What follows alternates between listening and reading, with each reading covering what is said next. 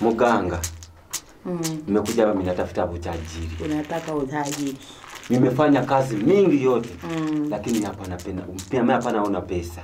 Unataka utajiri. Nitaka utajiri. Unataka utajirike. Upate mali. Nitaka usaidie hizo shida zote zikuishi.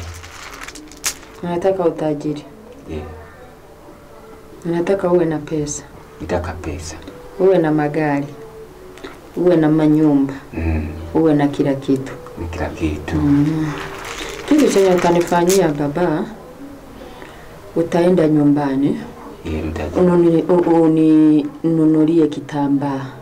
Hicho kitambaa chenye utanunua kiwe cha kujipangusa. Kwa Kiingereza tunakiita handkerchief. Hiyo kitambaa ukiipata iweke mfukoni.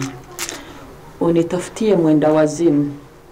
Kwa Kiingereza tunaita mad woman, ambaye yuko kwenye takataka, ambaye anakaa kwa dustbin, ambaye analala nje. Zikiwa saa 7, saa 8, saa 9, hiyo ndio masaa mazuri mtoe nguo. Ufanye naye mapenzi. Mtombe kwa ufupi. Ukimaliza kumtomba kufanya naye mapenzi, hicho kitambaa utakitumia kujipangusa. Ukimaliza kupangusa hicho kitambaa, kikunje vizuri, usiende nyumbani kwako. Ziwe saa ngapi, kirudishe kwa wema. Utajiri utakuwa mikononi yako. Nani ukifikisha hapa, mimi nitakuonesha mali yako penye ilipotelea. Hautarudi kusumbuka na dunia. Nitakupea siku 3, utakuwa umeshanunua gari la kifahari. Siku nyingine ya 3, utakuwa umeshanunua kiwanja. Siku nyingine zipite zingine 3, utakuwa umeshaanza kujenga. Zipite zingine siku 3, utanunua gari lingine. Lakini utalala na mwenda wazimu.